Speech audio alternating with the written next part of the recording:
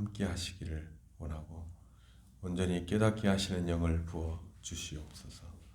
예수님의 이름으로 기도하옵나이다. 아멘.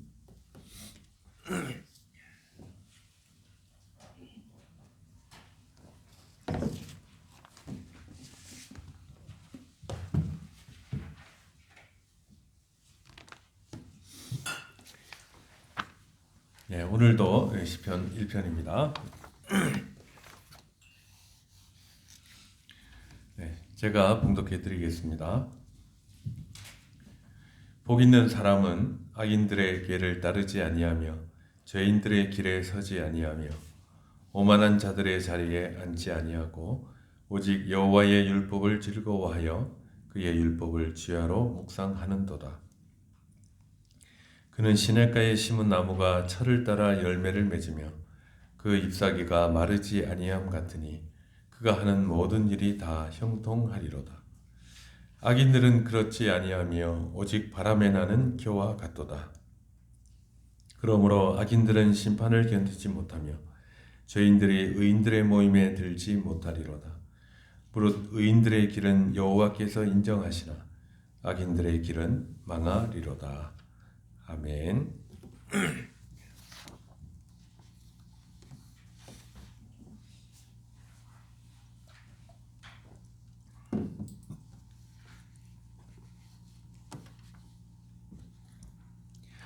우리가 이제 지난 시간에 1절을 같이 이제 봤습니다. 복 있는 사람은 이렇게 이제 시작하니까 복 있는 사람이 어떤 사람인가 하는 것을 이제 노래하고 있는 것이죠. 근데 지난 시간에는 좀 소극적인 면을 살펴봤습니다. 소극적인 면이라 하면 이러이러한 사람이 되지 않는 것이 복되다 그런 말이죠. 그러니까 즉 복 있는 사람은 결코 이러이러하게 하지 않는다는 것이니 그것이 무엇인지 아는 것은 굉장히 중요하죠. 그래서 세 가지가 우리 시편 1편 1절에 나왔었습니다. 무엇이었습니까? 첫째는 악인의 악인의 꾀를 따르지 않는. 그러니까 이 악인의 꾀라고 하는 것이 뭐냐? 그러니까 이게 이제 그 꾀라는 말은 계획, 뭐 방식, 생각 이런 것이라 그랬죠, 그죠? 그러니까 악인의 생각, 악인의 이제 삶의 방식, 악인의 지혜 이런 것을 말합니다. 근데 이 악인이라고 하는 것은 어떤 무슨 범죄를 저질렀기 때문에 악인이라고 하는 것은 아니고 여기서는 어떤 사람이 악인이라고 그랬죠? 하나님을 인정하지 않고 하나님 뜻이 아니라 자기 마음대로 사는 사람. 그러니까 이걸 쉽게 말하면 불신자라고 그랬죠. 불신자.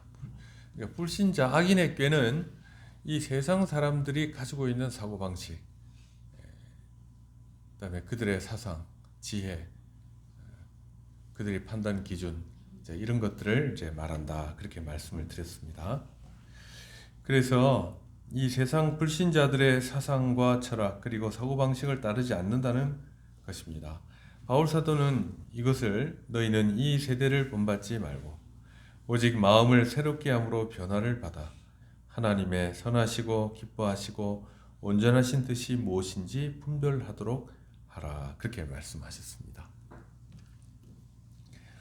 근데 우리가 이 악인의 꾀를 쫓아 살 때가 많이 있죠. 많이 있지 않습니까? 대부분 아마 그렇게 살 수 있어요. 왜냐하면 우리는 세상 속에 살고 있으니까. 그런데 정말 하나님께서 복으로 여기는 자가 어떤 자들이냐면 같은 어떤 결론을 내리고 같은 행동을 하더라도 그 판단의 근거가 다 달라야 한다는 것이에요. 신자들은. 그래서 우리가 아까 잠언 읽었지 않습니까?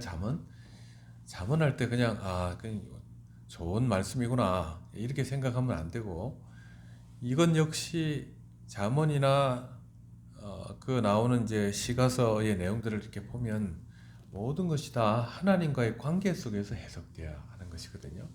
그 지혜라고 하면 하나님의 지혜이고, 삶의 목표라고 하는 것도 하나님을 향한 것이어야 되고 하는 것이다 하는 것입니다. 그럼 두 번째는 어떻게 이런 것을 하지 않는 것이 복이냐 할 때 죄인의 길에 서지 않는 것이 복이다 그랬습니다. 죄라는 것은 관역을 빗나가다, 옳은 길에서 벗어나다라는 뜻인데, 그러므로 복 있는 사람은 올바른 길에서 벗어나지 않는 자, 이게 이제 복 있는 사람이다 그랬습니다. 아까 꾀는 사고방식이라고 그랬죠. 죄인의 길도 비슷한 뜻이 있습니다만, 여기서 한 가지 생각해야 될 게 뭐냐면, 길은 목적지가 있다 그랬죠. 목적지. 그러니까 여러분 눈 올 때 막 왔잖아요. 그러니까 좀 이제 눈 오니까 좀 비탈 아닌 대로 좀 와야겠다 이렇게 생각했었겠죠, 그죠? 그러나 이렇게 오더라도 목적지는 똑같은 거 아니에요, 그죠? 그러니까 여기 이제 죄인의 길에 서지 않는다라고 하는 것은 하나님 앞에서 옳지 않은 목적과 수단, 삶의 동기 이런 것들을 이제 택하지 않는 것, 이게 이제 복된 것이다 그렇게 말씀하시는 겁니다. 세 번째 복 있는 사람은 뭐죠? 오만한 자의 자리에 앉지 않는다 그랬습니다. 여러분, 오만이란 말은 성경에 이제 교만이란 말과 같은 단어입니다. 사실은 교만. 그러니까 이 교만한 것이 사람들 사이에도 교만한 사람들이 있죠. 굉장히 싫어하죠, 사람들이. 근데 여기서 말하는 것은 기본적으로는 하나님을 향한 교만입니다. 교만. 그래서 하나님 없이도 살 수 있다는 자세, 하나님 앞에서 올바르지 않은 삶을 선택하며 하나님을 안중에도 두지 않는 자세를 말합니다. 그런데 이 오만은 앞에서 말한 악인의 꾀와 죄인의 길에 들어서는 원인이 됩니다. 왜? 그러니까 사실은 일맥상통하는데 왜 악인의 꾀를 따르며 죄인의 길에 서느냐라고 할 때 오만하기 때문이에요. 그러니까 우리가 이제 구체적으로 말하면 우리 실천에 있어서 보면 저나 여러분이나 마찬가지입니다만, 우리가 아침에 일어나서 이제 주님의 말씀을 읽고 묵상하고 그다음에 그대로 어떻게 살 것인지를 기도하면서 생각하고 하는 이런 일들이 필요한 것이죠. 그렇죠? 이런 것도 없이 이제 막 하루를 시작하고 이렇게 하는 것은 그야말로 그 마음의 동기가 오만하다 하는 것이에요. 하나님에 대한 생각 없이 일을 하겠다 하는 뜻이죠. 그러니까 이 오만한 자는 악인의 길을 따르고 또 죄인의 길에 서게 된다는 것입니다. 그러니까 이 오만이라고 하는 것은 굉장히 근본적이고 상당히 악한 것이죠. 그래서 잠언 16장 17절부터 20절 같이 한번 읽어보십시다. 자, 시작. 악을 떠나는 것은 정직한 사람의 대로이니 자기의 길을 지키는 자는 자기의 영혼을 보존하느니라. 교만은 패망의 선봉이요 거만한 마음은 넘어짐의 앞잡이니라. 겸손한 자와 함께하여 마음을 낮추는 것이 교만한 자와 함께하여 탈취물을 나누는 것보다 나으니라. 삼가 말씀에 주의하는 자는 좋은 것을 얻거나 여호와를 의지하는 자는 복이 있느니라.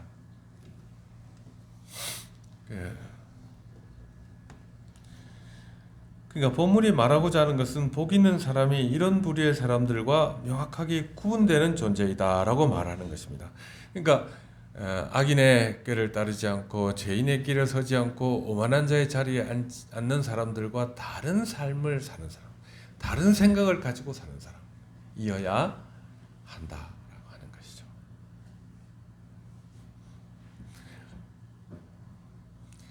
어저께 이제 우리 청년 수련회 가가지고 가정에 대해서 이렇게 주제 해가지고 우리 청년들 토론도 열심히 하고 나누기도 했거든요. 근데 이제 그 인도 한 그 진여소 목사님이 결혼을 안 하겠다고 하는 것은 7계를 범하는 것이다. 그래 얘기했어요, 그죠? 그죠? 근데 보니까 사람들이 이제 이건 뭐 좋은 말씀이긴 한데 믿는 사람이 없어요. 이렇게 얘기하잖아요. 그죠? 그렇잖아요? 네.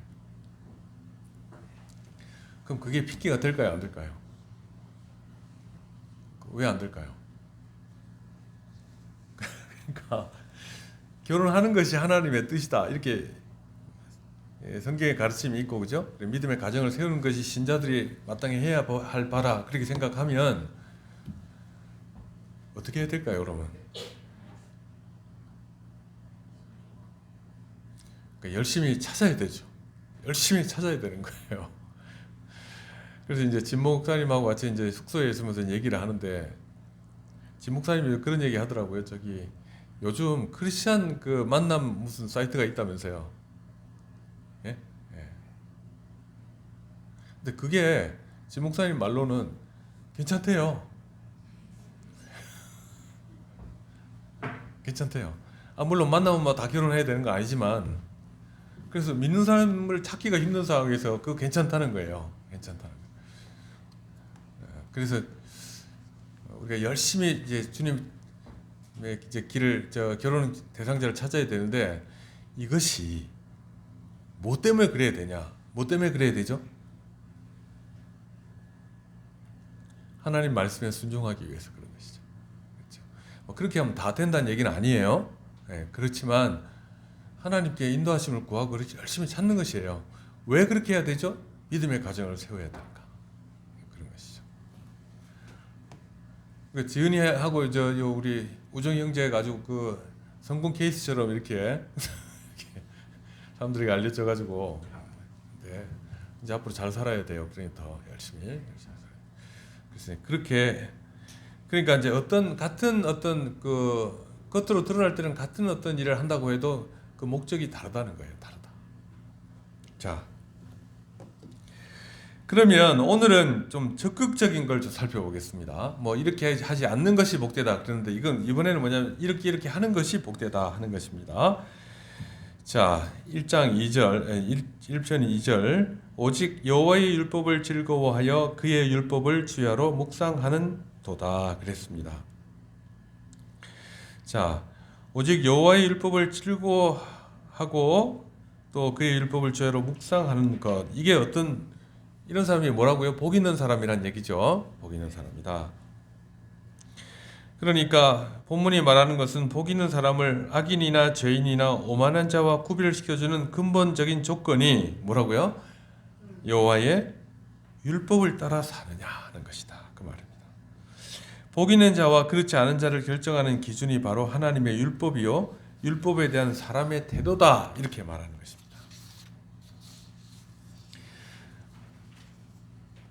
그럼 이제 여기서 말하는 이 복이라는 것이 무엇이냐? 복 있는 사람을 소극적으로 악인이나 죄인이나 오만한 자가 아니라고 했으니, 그 반대는 적극적으로 어떤 사람이 되어야 될까요? 유문맥으로 따라 보면 의인인 자, 또 선한 사람, 선한 자, 그 다음에 의인인 자, 그 다음에 겸손한 자다, 이렇게 해야 될 것 같죠? 그렇죠? 근데 기대와는 달리 여호와의 율법을 즐거워하는 자가 복된 자다, 이렇게 얘기하는 거예요. 그러니까 겸손하고 의인이고 그 선한 자, 이것은 이 율법을 즐거워하는 것의 결과로 나와야 되는 것이 그냥 그 자체가 목적이 될 수는 없다, 이렇게 말하는 것입니다. 그러면 율법이 왜 행복의 조건인지를 이제 문맥을 통해 보면 쉽지가 않고, 이거 뭐 갑자기 좀 너무 비약하는 것 같다, 이런 느낌이 이제 드는 것이죠. 자, 우선 무엇이 선한 것과 악한 것의 근거인지, 그리고 무엇이 하나님 앞에서 올바른 태도와 자세인지를 결정하는 근거가 이제 사람이 가지고 태어나는 천성이나 자질이나 자라면서 습득한 도덕성이나 사고방식과 행동에 근거한 것이 아니라는 것입니다. 그러니까 인간의 어떤 그 선을 추구하는 것이나 또 도덕적인 삶을 사는 것, 이것이 이렇게 해서 이거 사는 것이 복된 것이 아니다라고 얘기하는 것이 우선적인 것이 아니다, 그렇게 말하는 것입니다. 자, 그런 것들을 초월하는 어떤 것이 있다라고 말하는데, 그것이 뭐냐면 하나님의 율법입니다. 율법이 바로 선과 악, 옳고 그름, 행복과 불행을 판단하고 결정하는 근거가 된다, 이렇게 말하는 것이죠. 그러니까 여러분, 복된 사람은 올바른 판단의 기준을 가져야 되는 것이죠. 그러기 위해서 가장 필요한 게 뭐죠? 여호와의 율법을 묵상하고 또 그걸 즐거워하는 자다. 그 안에 사는 걸 즐거워하는 자가 복된 자다. 그러니까 판단의 기준은 어디 있다고요? 우리에게 있는 것이 아니라 하나님이 제시한 율법에 있다는 거예요. 그러니까 하나님의 율법을 따라 사는 자가 복이 있다는 거예요.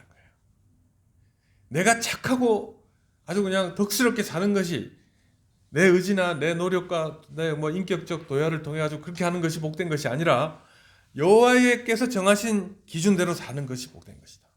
이게 전혀 다른 건 아니겠죠. 도덕법 우리가 배워서 아시겠지만 율법이라는 말은 말의 본래 뜻은 가르치다입니다. 따라서 이 본문이 말하고자 하는 것은 하나님께서 이스라엘에게 주신 율법은 사람이 스스로 선악을 결정하거나 터득하거나 깨달은 것이 아니라 하나님께서 친히 무엇이 선이며 무엇이 올바른 것인지 주셔서 가르치신 것이다 그 말이에요. 율법은 하나님께서 모든 인간에게 주신 삶의 표준이며 또 모든 인간뿐만 아니라 언약을 맺은 하나님의 백성들이 어떻게 살아야 할지를 가르치신 교훈이고 또 지켜야 할 올바른 삶의 도리와 규범인 것입니다. 자, 그러니까 보십시오. 자, 먼저 보세요. 그러니까 어떻게 살아가는 것이 복되냐 하면 올바르게 사는 것이죠. 그죠?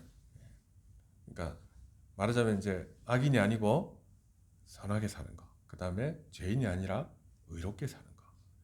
교만한 것이 아니라 겸손하게 사는 것인데 이것이 맞아요. 맞는데 이것을 결정하는 기준이 뭐냐라고 할 때 기준은 우리의 어떤 판단이 아니라 하나님의 율법이다 그 말이에요. 하나님의 율법이다. 그러니까 왜 하나님의 율법일까요, 여러분?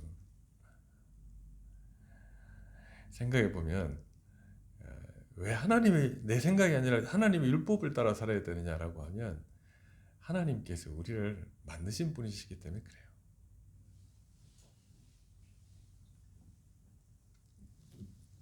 자, 조금 더 나가 보시죠. 자, 율법은 삶의 표준이고 언약 맺은 하나님 백성들이 어떻게 살아야 할지 가르치신 교훈이고 올바른 삶의 도리와 규범인데 이러한 하나님의 명령 곧 우리에게 정하신 규범과 표준을 받아들이고 지킨다는 것. 그러니까 율법을 따라 산다는 것은 뭘 의미하느냐 하면 하나님의 다스리심을 받아들인다는 뜻이에요.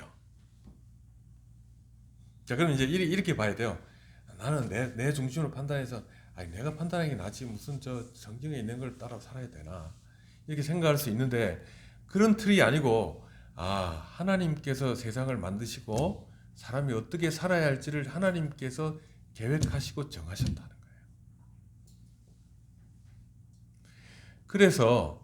그래서 우리가 하나님의 율법을 받아들인다고 하는 것은 하나님께서 만드신 창조의 뜻 그리고 하나님 만물을 창조하시고 다스리시고 또 새롭게 하시는 하나님 아버지의 뜻을 따라 사는 것이니까 그분의 통치와 다스림 속에 사는 것이다. 그게 다스림을 받아들이는 것이다. 이 말이 되는 거예요.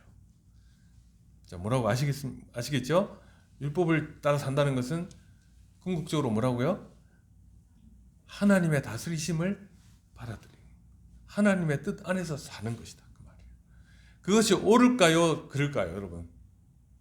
우리 성경의 사고방식으로 보면 당연한 것이죠. 당연한 것이죠.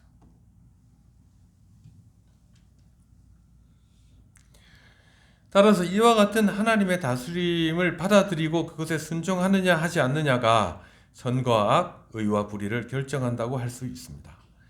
자, 이 에덴 동산에서도 아담과 하와를 창조하시고 그들에게 주님께서 어떤 법을 주셨죠?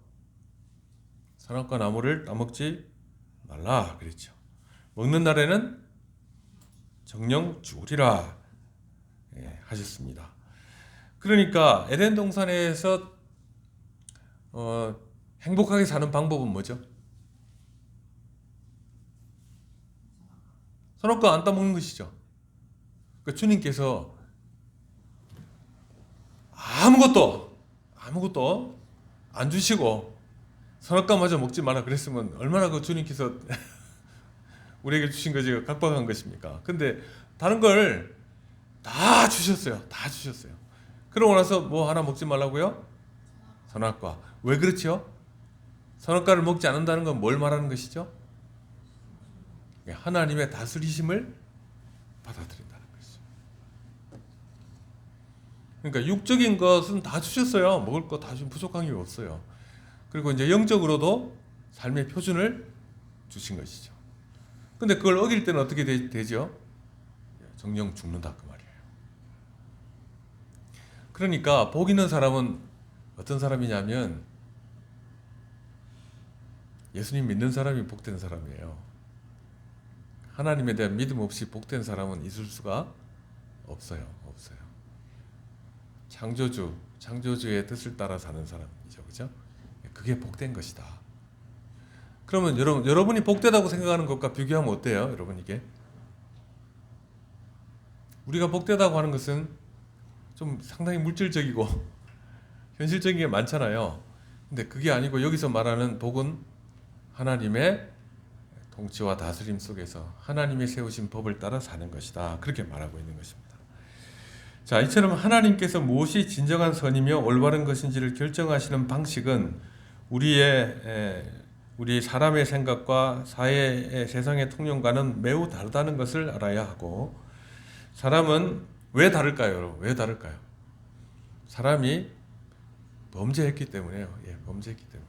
원래 하나님께서 우리에게 제일 좋은 방법을 주시지 않았겠습니까? 그럼 못 받아들이는 다른 이유는 죄 때문에 그래요. 사람은 선과 악을 결정할 권한이 없으며 무엇이 선하고 의로운 것인지 깨닫거나 판단할 능력도 없습니다. 없으신 거예요.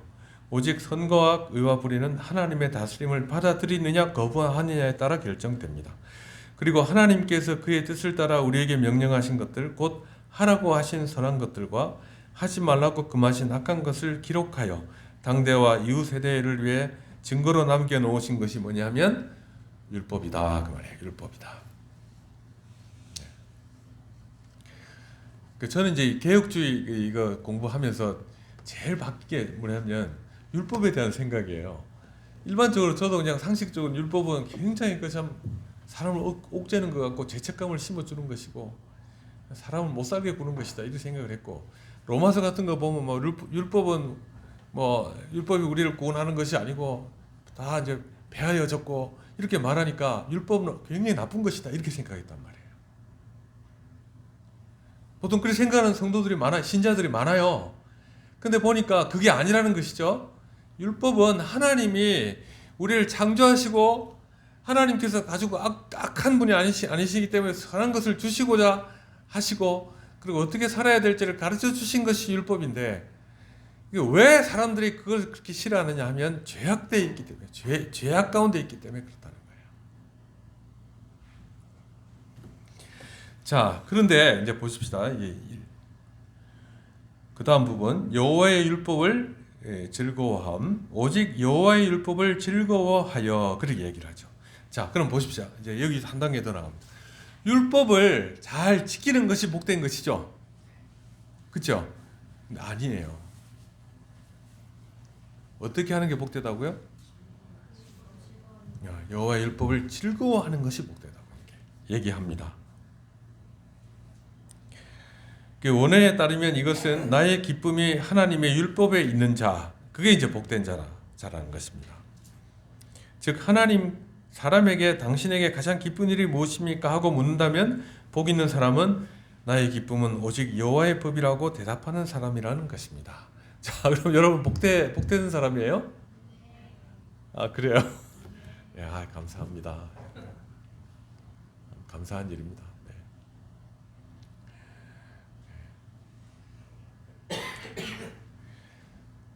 자, 근데 이제 율법은 아까 정령 죽으리라 그랬잖아요.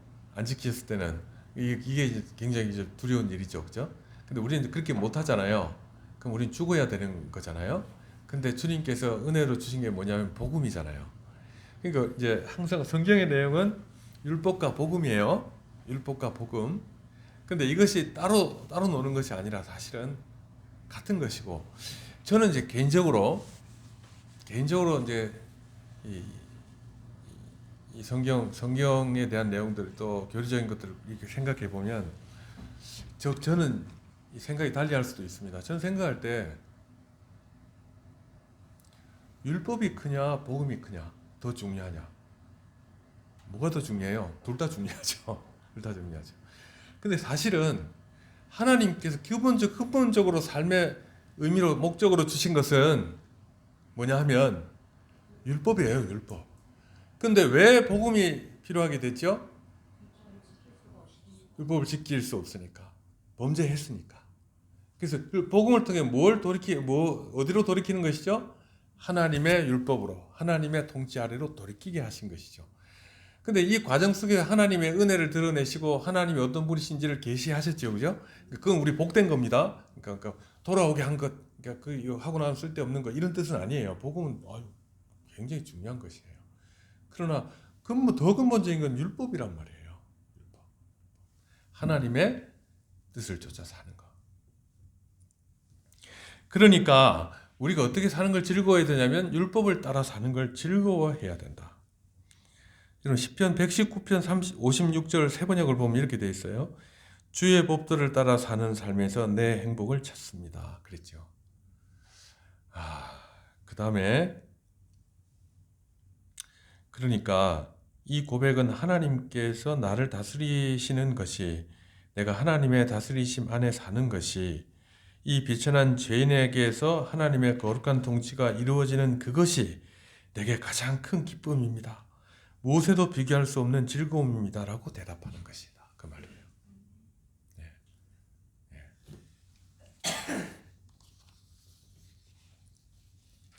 그러니까 여러분 참으로 의인은 이 땅에 사는 동안 나의 목적과 가치와 보람이 무엇인가?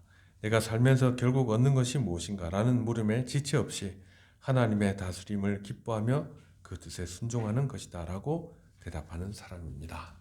네, 할렐루야. 네.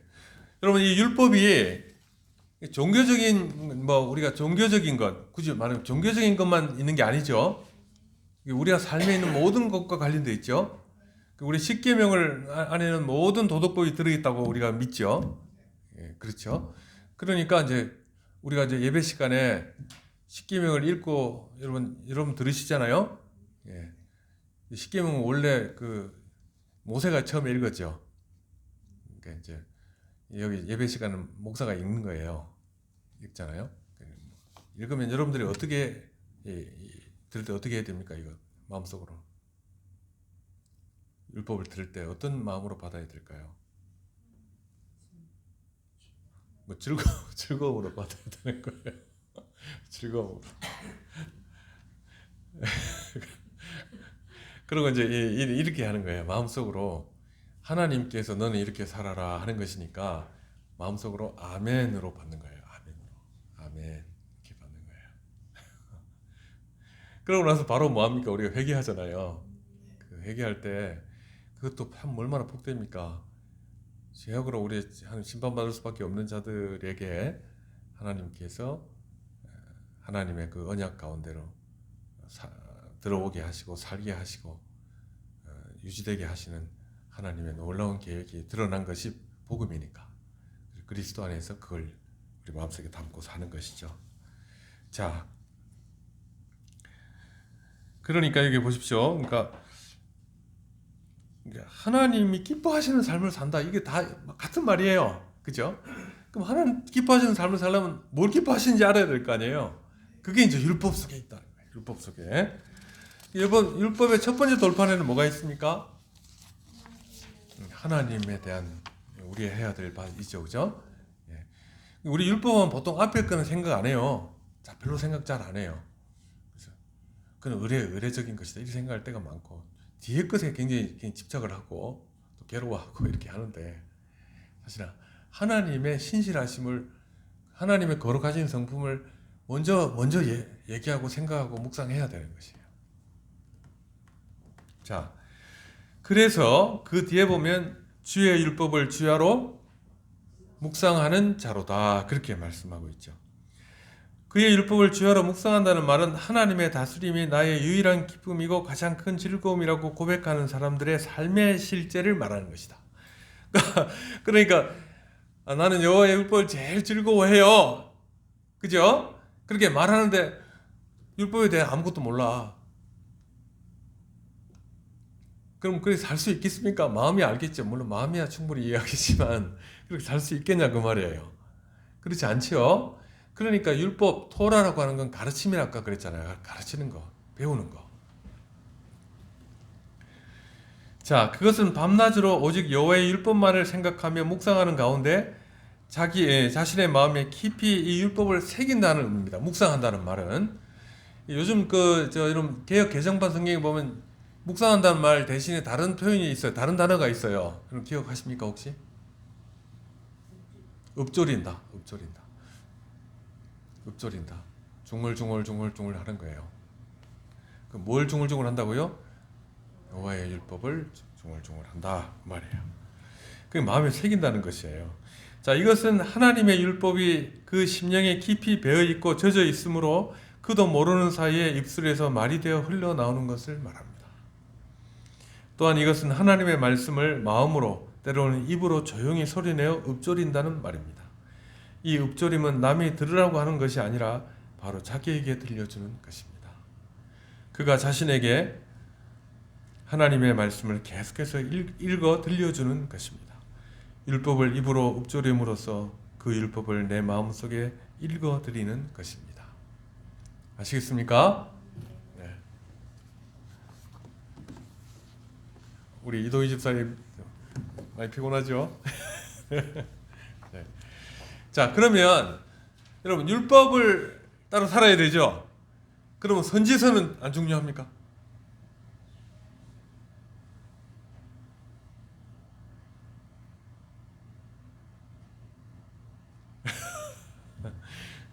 그럼 선지서의 내용이 뭐죠?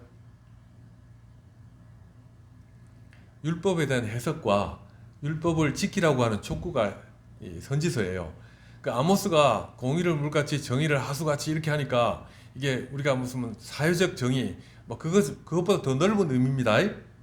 그래서 뭐냐면 그 선지서는 율법의 정신을 저버린 이스라엘 백성들을 향해서 각성하라고 외치는 거예요. 가난한 자를 억압하는 것. 이거 하나님 뜻이 아니라는 것이에요. 가난한 자를 억압하고 막 돈을 착취하고 이런 것은 율법 어디에 저촉됩니까, 여러분?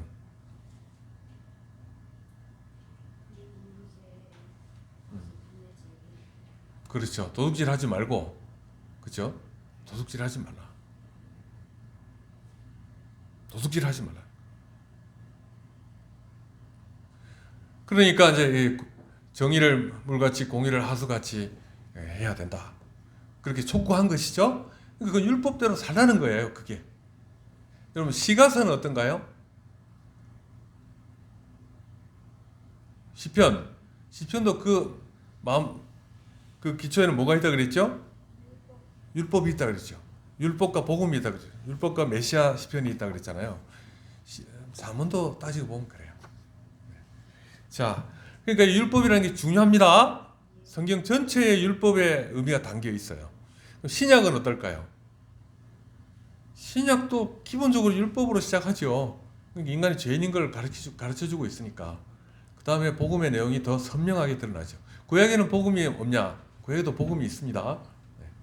성경은 율법과 복음이에요. 자, 이런 일은 내가 하나님의 법을 의무적으로 지켜서 그 의에 이르리라 또는 그의 진노를 면하고 구원을 얻으리라고 하는 사람에게는 일어나지 않습니다. 율법을 즐거워하는 것은. 하나님과 그의 계명과 그의 다스림을 사랑하고 기뻐하지 않는다면 일어날 수 없는 일입니다. 율법을 아무 감동 없이 기계적인 의무로 생각한다면 내가 하나님의 율법을 지켰으니 이것은 대단한 일을 한 것이다 라는 자기 자랑만 생겨날 뿐입니다. 그러나 이런 사람은 하나님께서는 인정하지 않으십니다. 단순히 의무감에서 계명을 받는 것은 하나님을 사랑하는 마음으로 지키는 것이 아니기 때문입니다. 하나님께서는 하나님을 사랑하는 동기와 토대 위에 하나님의 율법을 지키기를 요구하고 있는 것입니다. 그래서 여러분, 하나님과의 관계를 떠난 도덕적인 삶이라고 하는 것은 율법이 아니에요. 그건 율법이 아니에요. 그래서 십계명에는 나를 미워하는 자의 죄를 갚되 아버지로부터 아들에게로 3, 4대까지 이르게 하거니와 이렇게 말씀하셨죠. 그 다음에 뭐라고 하셨죠? 예. 예. 근데 맨 앞에 나를 사랑하고 이렇게 얘기하죠. 사랑. 그러니까 하나님의 다스림에 순종하는 것에는 이와 같이 이 정서와 사랑이 개입되어 있는 것이다. 그러니까 즐거움이 되죠. 그러니까 즐거움이 안 돼요. 즐거움이 안 돼요. 그러니까 이 말은 율법 조문을 내가 다 지켜야지. 율법 조문 중요하죠. 근데 더 중요한 건 뭐죠? 내가 하나님의 다스림 안에서 살아야지.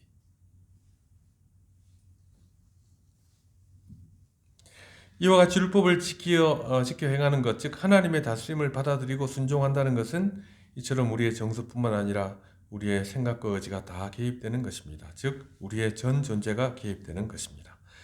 이것은 하나님과 전인적인 관계를 맺으며 인격적 교통을 통해 이루어지는 일이다.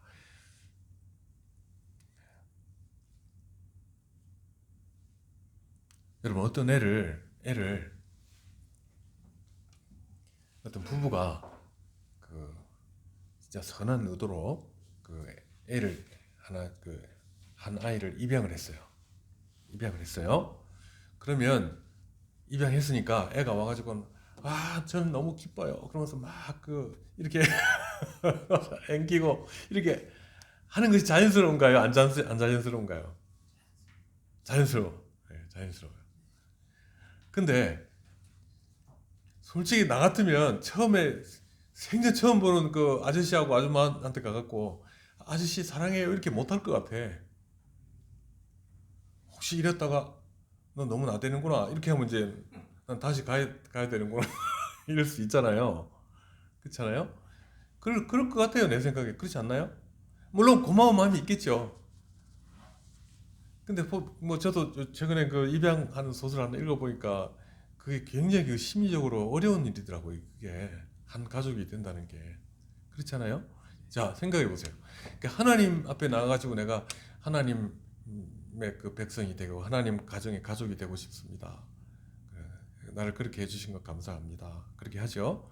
근데 보면 하나님이 처음 이제 예수 믿고 또 하나님 앞에 나갔다 율법에 대해 배웠다라고 하면 하나님이 참 감사하겠죠 물론. 근데 어떤 문제가 생기냐면 어떻게 하나님이 기뻐하시지? 뿐만 아니라 이 집안에서 내가 어떻게 사는 것이 올바른 것이지? 이 집안에서 요구하는 것이 뭐지? 이런 것이 있을 거 아니에요. 그게 뭐 억압이를 얘기하는 것이 아니라, 그렇잖아요. 서로를 이제 알아가고 신뢰해야 되죠, 그죠? 그게 필요한 것이잖아요. 근데 우리 하나님께서 우리가 하나님을 알 수 있도록 주신 것이 뭐라고요?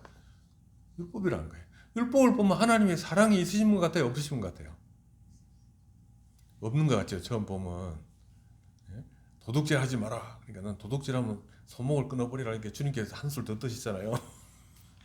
그러니까 아이고 무서워라. 이게 생각이 들죠.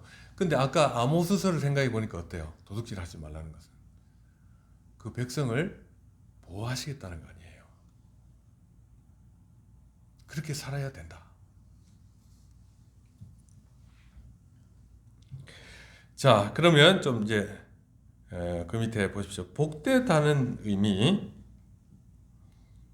무엇이냐? 아까 이제 율법은 무엇이냐 했는데 복되다는 게 뭐냐라고 할 때, 자, 그 1편 3절 그는 시냇가에 심은 나무가 철을 따라 열매를 맺으며 그 잎사귀가 마르지 아니함 같으니 그랬죠. 그러면 그 복됨은 구체적으로 무엇을 말하는 것일까요? 그는 시냇가에 심은 나무가 철을 따라 열매를 맺으며 그 잎사귀가 마르지 아니함 같으니 라고 했는데, 먼저 이 사람은 시냇가에 심은 나무와 같다라고 했습니다. 여기서 말하는 시냇가는 우리말로 시냇가이지만 본래 의미는 여러 갈래의 물길 이런 뜻이에요. 그러니까 수로가 사방으로 연결되어 있어가지고 풍성한 그 물길을 말하는 것입니다. 이런 곳에 심기운 나무는 그 뿌리를 어느 쪽으로 뻗어도 물길에 닿을 수 있습니다. 나무는 물론이고 모든 생명체에게 생명을 지탱해주는 필수적인 요소입니다. 자, 이런 나무는 생수를 풍성하게 흡수하여 하는 관계로 생명력이 왕성합니다. 그러니까 여러분, 복되다는 것은 뭐란 말이죠? 시냇가에 심은 나무와 같은 것이다 그 말이에요. 그쵸? 근데 이제 이거 너 복잡한 이 뭐예요 또 이 무슨 뜻입니까? 아까 이어서 생각해 보세요. 율법을 즐거워하는 게 뭐라 그랬습니까? 하나님의 다스림 안에 살겠다고 하는 것이죠. 그러면 하나님의 다스림 안에 사는 것이 메마르고 각박한 것이냐? 아니라는 거잖아요. 뭐가 같아요? 시냇가에 심은 나무와 같다 이렇게 말하는 것이다 그 말이에요. 말씀하시는 것입니다. 막 불이 타올라 가지고 맹렬하게 막 타오르면 나중에는 뭐가 남죠? 재만 남죠. 근데 물이 나무에 흘러들고 이렇게 되면 나중에 뭐가 남죠? 열매가 생겨요. 열매 맺는 삶이다 그 말이에요. 열매 맺는 삶. 그러니까 하나님의 통찰에 사는 것이 각박한 것이 아니라는 거예요. 시냇가에 심은 나무와 같다 이렇게 말씀하시는 것입니다. 이건 비유인데, 그러니까 복 있는 사람은 뿌리를 어느 쪽으로 뻗어도 물길에 닿는 나무처럼 그의 영혼은 목마름을 모릅니다. 하나님의 말씀 곧 율법의 가르침과 다스림을 통해 영혼을 살리는 생수가 지속적으로 공급되기 때문입니다. 그러니까 뭐 두려움이 와도 하나님이 계시구나 하면서 이제 이기게 된다. 이런 생명력은 어떤 방법으로든 밖으로 표출되게 되어 있습니다. 열매를 맺습니다. 자, 여기 이제 로마서 6장 22절, 그러나 이제는 너희가 죄로부터 해방되고 하나님께 종이 되어 거룩함에 이르는 열매를 맺었으니 그 마지막은 영생이니라. 이 열매는 신령한 생명으로 사는 자의 삶의 보람이요 가치 있는 결과입니다. 시편 기자는 이것을 다음과 같이 노래합니다. 내 소유는 이것이니 곧 주의 법들을 지킨 것이니이다. 나에게 남는 것은 여호와의 말씀을 따라 산 것입니다. 전도서에서도 이렇게 말합니다. 이래 결국을 다 들었으니 하나님을 경외하고 그의 명령을 지킬지어다. 이것이 모든 사람의 본분이니라. 하나님, 이것이 인간의 삶에 사는 올바른 길이다 그 말이에요. 이렇게 살아온 삶이 인생의 전부라는 말입니다. 그러니까 하나님의 뜻 안에 사는 것이 남는다는 것이에요. 다시 말하면 한 사람이 살아온 평생의 무게와 가치와 보람이 여기에 있다라고 하는 것입니다. 이런 열매를 맺는 자는 하나님께 기쁨이 될 것이며 그분 앞에서 착하고 충성된 정이라고 인정될 것입니다. 그러니까 하나님의 인정을 받는 삶이다. 자, 그 다음에 이게 중요해요. 이제 우리가 마지막 날 하나님 앞에서 내 인생을 계산할 그때에도 이 복된 삶은, 열매는 중요합니다. 내 인생을 계산할 때도 여전히 남아있는 것이 무엇이겠습니까? 그것은 하나님께서 내게 베푸신 은혜가 이루어 놓은 것들, 하나님께서 비천한 죄인을 긍휼히 여겨서 열매 맺게 하신 거룩한 모습이 아니겠습니까? 하나님의 다스림이 내게 이루어 놓은 이런 결실들이 없는 자는 이 세상을 떠날 때 자신의 태어남과 인생과 그것이 남긴 삶의 결과들에 대해 아무런 대답도 할 것이 없는 것입니다. 더 솔직히 말하자면 살아온 평생을 돌아보게 될 때 죄밖에 지은 것이 없고 그 부패한 욕망을 따라 인생을 탕진한 것밖에 아무것도 없다라고 하는 것이죠. 자, 그럼 여러분 열매를 맺는다 그랬죠? 그걸 다시 한번 설명해 보십시다. 그러면 복 있는 사람은 어디에 심겨진 나무? 시냇가에 심겨진 나무죠? 시냇가에 뭐가 있어요? 물이 흐르죠. 생명수가 흐르잖아요. 그러면 열매를 맺죠. 그러면 열매를 맺는다는 건 뭐죠? 자기의 노력으로 맺는 것이에요? 아니에요. 하나님이 주신 은혜로 그 은혜가 내 삶 속에 이루어 놓은 것, 그게 뭐죠? 열매라는 거예요. 열매. 하나님을 의지하며 사는 것이에요. 여러분 시편의 1편에 보면 다른 사례가 있죠. 아기는 그렇지 아니하며 바람에 나는 겨와 같도다. 알곡이 아니고 겨. 아무것도 없는 거예요.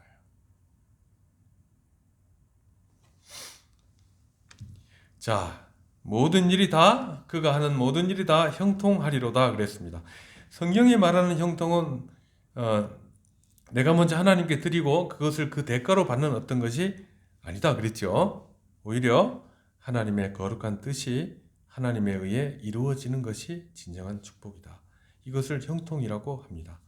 형통이란 우리가 바라고 원하는 욕망이 우리의 삶에 다 이루어지는 것이라고 오해한다면 그것은 위험천만한 일입니다. 그러니까 하나님의 형통이라고 하는 것은 결과적으로 뭘 만들어내는 것이죠?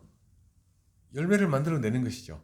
근데 이것이 우리의 삶 속에서 내가 하고 싶은 거 다 하게 해주시는 것이다. 아니란 말이에요.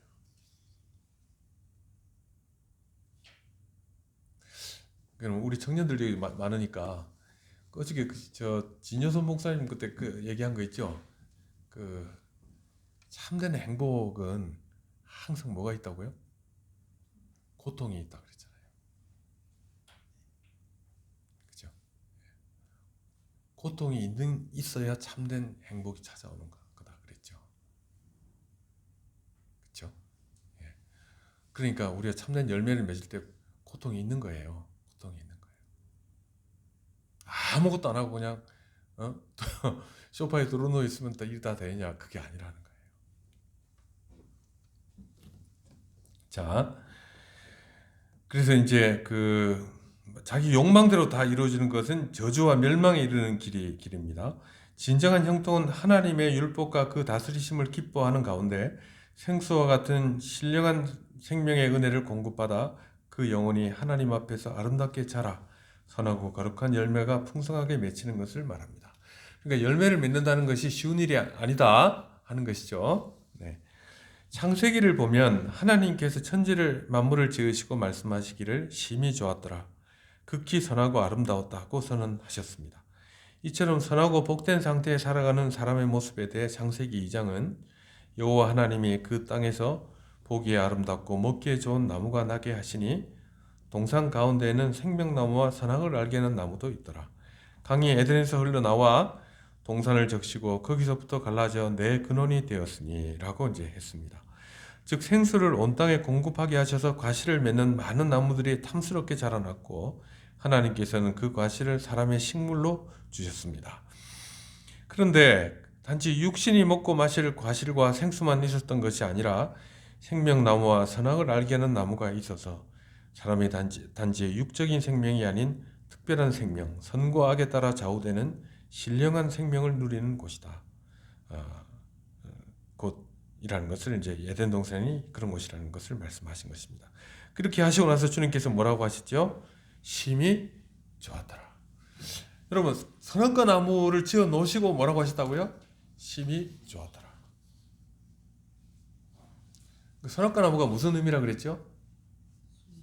하나님의 통치를 받아들이는 것이라 그랬죠.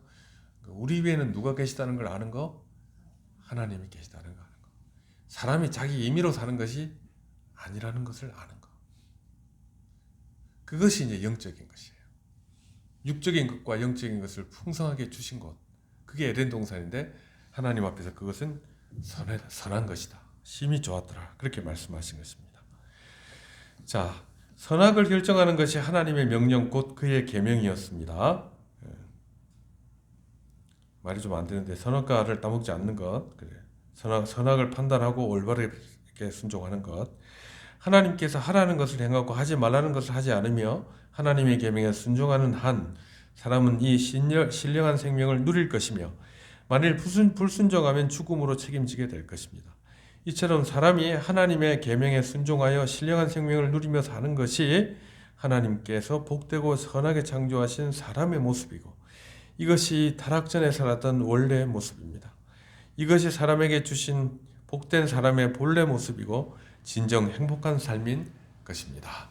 자, 여러분 행복이 이제 뭔지 좀 감이 잡히죠? 네. 무엇이 복된 행복한 것일까요? 하나님의 통치 안에서 사는 것이죠. 그러니까 이번 주간도 다가오는 한 주간도 그렇게 사시길 바랍니다. 2025년도 그렇게 사시기를 바래요. 예. 그래서 율법이 필요합니까 안 합니까? 그러니까 필요하죠. 율법에 대한 오해를 풀어야 되겠죠. 또 우리가 자, 기도하겠습니다. 하나님 아버지 주님께서 우리에게 주신 행복은 여호와의 율법을 즐거워하며 그 율법을 지혜로 묵상하는 것이라고 하셨습니다. 뿐만 아니라 이런 사람은 시냇가에 심은 나무와 같아서 철을 따라 열매를 맺으며 그 잎사귀가 마르지 않은 것과 같다고 하셨습니다.